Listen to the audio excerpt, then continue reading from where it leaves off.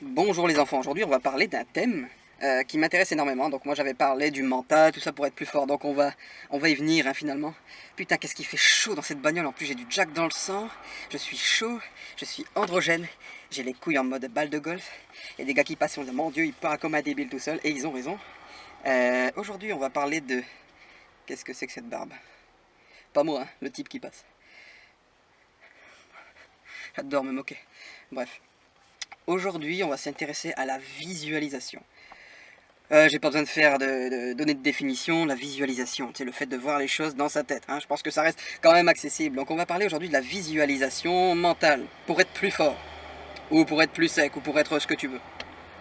Je me suis inspiré d'un document que j'ai trouvé sur internet qui raconte, enfin qui parle de la chose le plus simplement possible en fait, sans jargon scientifique, sans truc qui nous emmerde un peu. Moi je suis pas dentiste du cerveau, hein, donc on va parler simplement. Donc j'ai trouvé un article, vous moquez pas, hein. Le nom du site c'est veganbio.typepad.com, je le mettrai dans la description. Bon, on se moque pas des vegans, ce sont des gens comme les autres. Enfin, ils ont l'air comme les autres, ils ont l'air, donc un peu de respect. Donc l'article c'est visualisation, entraînement mental pour augmenter la force physique. Donc là c'est, on veut penser pour être plus fort. Donc je vais lire hein, au fur et à mesure. Voici une explication donnée par Tom Venuto, je ne sais pas qui c'est, je ne me suis pas renseigné, sûrement un neuroscientifique ou je ne sais quoi, qui s'intéresse au domaine du sport. Donc explication transmise par Jim Carrey, ouais Jim Carrey, le mec The Mask, hein. Tu sais le mec dans The Band Number, tu sais la voiture caniche là ou je sais pas quoi, tu sais avec le bol. Oui lui. Donc Jim Carrey, machin, qui peut donner des pistes pour bien d'autres domaines que l'augmentation de la force physique. À chacun d'en tirer des leçons et de l'inspiration. Donc, le mot visualisation évoque parfois des images de gourous New Age, enseignant des techniques ésotériques pour l'illumination personnelle, machin. Donc en gros, on te prend pour un con dès qu'on dit que tu penses à quelque chose et que ça va se réaliser. On te prend forcément pour un con, surtout en France. Hein. Ceci provoque d'évidentes railleries, machin, ce que je disais. Hein. Cependant, des quantités de recherches ont montré que l'imagerie mentale, autrement dénommée visualisation, peut améliorer les performances. La plus récente étude suggère qu'un certain type d'imagerie mentale peut aussi augmenter votre force. Ouh. Les champions olympiques et les athlètes professionnels, je vais lever mon téléphone comme ça, hein, je verrai mieux. Les champions olympiques et les athlètes professionnels ont utilisé des techniques de visualisation et de renforcement mental depuis des décennies. Donc c'est pas n'importe qui utilise la visualisation, c'est quand même des mecs qui préparent des championnats. Donc les Jeux olympiques c'est pas n'importe quoi, d'accord? C'est des vrais athlètes. Non seulement la visualisation est l'une des techniques les plus largement utilisées dans la psychologie du sport, mais elle est soutenue par la recherche scientifique. Ça veut dire qu'il y a des mecs en blouse blanche qui s'y intéressent. Pas des pharmaciens, des mecs qui font de la recherche.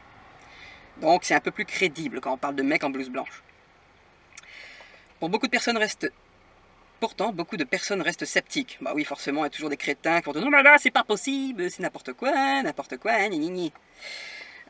Quelques-uns acceptent que l'entraînement mental puisse améliorer des talents spécifiques comme le coup balancé du golf ou le lancement de balles au basket, mais se demandent s'il peut vous rendre plus fort, machin, augmenter la croissance du muscle ou aider à perdre du poids.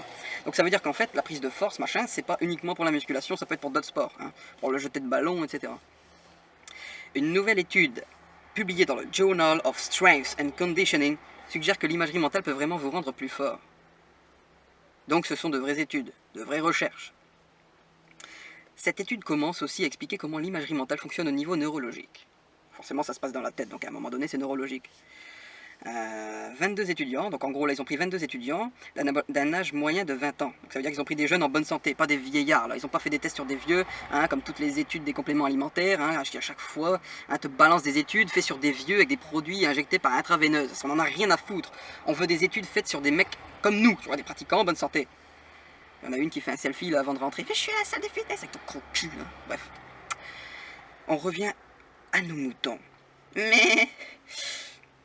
Donc, ils nous disent que les étudiants furent divisés en un groupe de contrôle et un groupe de répétition mentale. Donc, il y a un groupe qui a servi à rien, qui n'a rien branlé, et il y a un autre groupe qui se sont servis de l'imagerie mentale. Donc, en gros, le but, c'était d'imaginer de manière très vivante le mouvement de l'exercice et les contractions de chaque muscle générées par chaque mouvement. Donc en gros, imaginez dans ta tête que tu contractes, hein, que tu as des mouvements excentriques et concentriques, que tu t'imagines une charge, machin, etc. Donc après 12 sessions d'exercice, Les étudiants du groupe d'imagerie mentale avaient augmenté de façon significative leur force, plus que le groupe de contrôle, particulièrement dans la partie inférieure du corps, entre parenthèses, pression des jambes. Ça veut dire que ces types ont gagné de la force en pensant, en imaginant le mouvement. Donc quand je dis aux types d'imaginer le mouvement qu'ils vont faire avant, pendant et après, c'est-à-dire pendant leur récupération, c'est pas du pipeau. C'est ce que je fais depuis des années et ça marche. Les résultats ont donné la preuve que l'imagerie mentale contribuait à augmenter la force des muscles de la jambe sans aucun changement macroscopique structurel. Ce qui voulait dire que la durée de l'étude n'était pas assez longue pour qu'il y ait une augmentation de la taille d'un des muscles majeurs, machin. Ouais, en même temps, grossir des muscles, ça prend du temps quand même. Mais il y a quand même eu de la force. Donc voilà, on peut très bien me dire, oui, mais un débutant, ça progresse très vite en force, machin. Il y a des débutants qui restent sur la même force pendant des années. Donc c'est que ça marche. Donc, il est bien connu dans la science de l'exercice que les gains en force proviennent non seulement par les fibres des muscles et des tissus environnants, mais par le système nerveux. Oui, forcément, la force vient du SNC. Hein, ça part de la boîte électrique jusqu'aux muscles. Donc en gros, pour conclure, apparemment l'imagerie mentale peut augmenter la synchronisation des centres moteurs dans les muscles ayant de larges espaces corticaux correspondant au contexte moteur primaire, machin, donc tout ce qui se passe dans le cerveau. Les chercheurs ont suggéré que l'imagerie mentale pouvait diminuer la perte de force quand les athlètes sont inactifs en raison d'une blessure. Et ça, c'est top.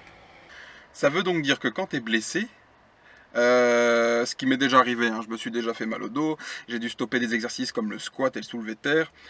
C'est des périodes vachement casse-couilles parce que tu te retrouves avec une frustration mentale et physique incroyable, tu peux plus faire les exercices que t'aimes, et en plus de ça, tu as la sensation de régresser. Alors qu'en fait, non, tu ne régresses pas forcément, tu laisses reposer le système nerveux central. Je préfère dire CNS à l'américaine, moi j'aime pas dire SNC, j'aime pas. Ça sonne pas bien, tu vois. Donc ça veut dire qu'en gros, moi ce que je fais quand je suis blessé, par exemple, enfin des blessures, c'est pas une blessure très grave, mais je veux dire c'est quand même des blessures qui m'empêchent de faire ce qu'il faut. J'imagine dans ma tête que je fais le mouvement, en fait. J'imagine les mouvements dans ma tête, les contractions, toutes les phases bon, excentriques et concentriques. J'imagine une charge, je m'imagine la soulever. En gros, je m'imagine en train de faire le mouvement. Et rien que s'imaginer faire le mouvement avec les charges que tu avais auparavant, j'ai constaté vraiment pas un gain de force, mais j'ai pu conserver ma force. Et ça, je l'ai constaté assez souvent et surtout sur le soulevé de terre. Le squat, je ne l'ai pas forcément remarqué, en même temps, j'y fais pas trop attention. J'ai pas trop de points faibles. Mais en général, sur le deadlift, je l'ai remarqué. Ben voilà, du coup, je mettrai le lien dans la description. J'essaierai de mettre plusieurs sites. Je m'intéresse beaucoup à ça. Donc là, on va aller faire les pecs. Je vais pas filmer ma séance. Je vais balancer dans pas longtemps une séance d'eau. Je suis en train de préparer tout ça, j'ai pas trop eu le temps en ce moment. Il y a plusieurs vidéos qui vont venir, ma transformation, et j'expliquerai. Hein. Je ferai pas comme tous les neuneux, là, des transformations avec une petite musique de merde derrière. Hein. Moi, je vais expliquer comment ça s'est déroulé de A à Z. Du moins, j'essaierai de pas louper des détails. Je suis désolé pour le format de vidéo, je me filme dans ma voiture, j'ai pas trop le temps. Mais le plus important c'est le sujet et la netteté de ma vidéo. Enfin j'espère que c'est net. J'espère, tant que ça louche pas et que je suis pas flou, ça va. Donc il y a quoi comme vidéo à venir? Il y a une... Je vais parler du dos, mais sur ce que je fais en ce moment. Les exercices en général vous les connaissez tous, les tractions machin, j'ai pas trop envie de revenir là-dessus en ce moment. On va parler du rack pull, une variante du deadlift en fait, qui met pas trop de tension sur les lombaires. Du moins, qui en met assez pour progresser sans se faire mal. Et progresser en force aussi. Et pour gagner en poigne. Bon, on va aller s'entraîner. Je vous dis à la prochaine. Bisous, bisous. Oh, oh, oh.